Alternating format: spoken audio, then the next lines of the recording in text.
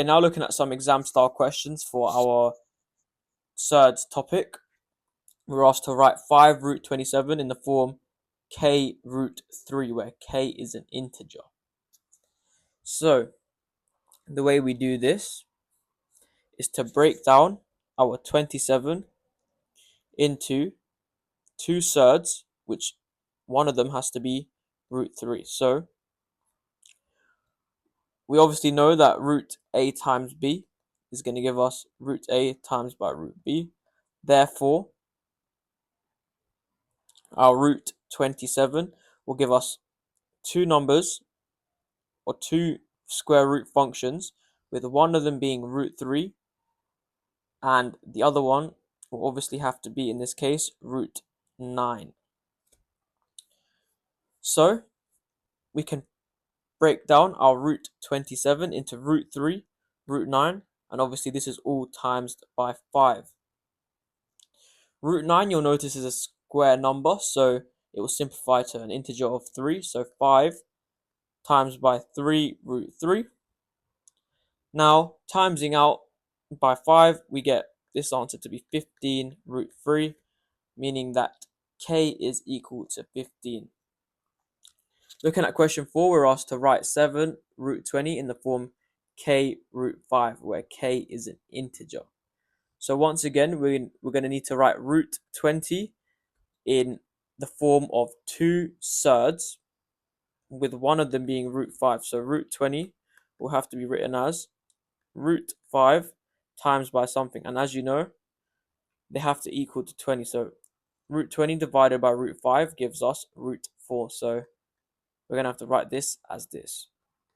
So 7 times by root 4 root 5. Root 4 is a square number, so, 4 is a square number, so root 4 will give us an integer of 2. So this will be 7 times by 2 root 5. Taking the 2 outside, we get 14 root 5, and that is our answer. Okay, looking at the next question here, we're told to show that 3 root 3 plus 3 over 3 plus root 3 can be written simply as root 3. Okay, so in a question like this, we notice that the denominator contains a surd. So automatically, this must ring alarm bells in your head, because we cannot have a surd in the denominator. So we must be thinking to rationalise. Now, we then notice that there's also a number being added to our surd. So we must use our conjugate method. And the conjugate method is where we use our denominator but change the sign. So the conjugate in this case will be 3 minus root 3. And what we're going to do is take our original equation, 3 root 3 plus 3 over 3 plus root 3.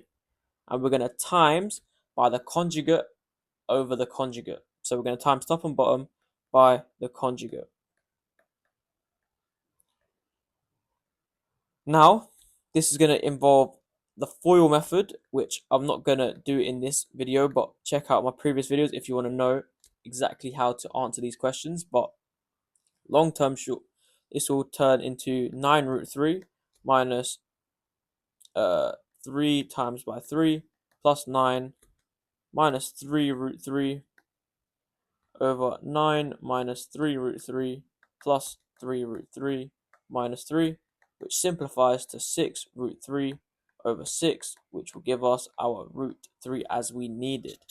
And obviously in this we used our FOIL method. So we would have times our first numbers, our outside numbers, our inside numbers, and then our last numbers. Okay, looking at this question, it tells us to fully simplify 2a plus root b squared. Remember, when we have the squared of a bracket, we have to write it out twice. So we have 2a plus root b times by 2a plus root b. Now, using our FOIL method, we're going to times our first terms to get 4a squared, our outside terms to get 2a root b, our inside terms to get 2a root b, and our last terms to get plus b. So our answer is 4a squared plus 4a root b plus b, because we collected our like terms in the middle, simplifying it out to be 4a squared plus 4a root b plus b, and that is our final answer. Okay, that's going to conclude today's video on Surds exam style questions. As always, please make sure to like, comment, and subscribe, and I'll catch you guys in the next video.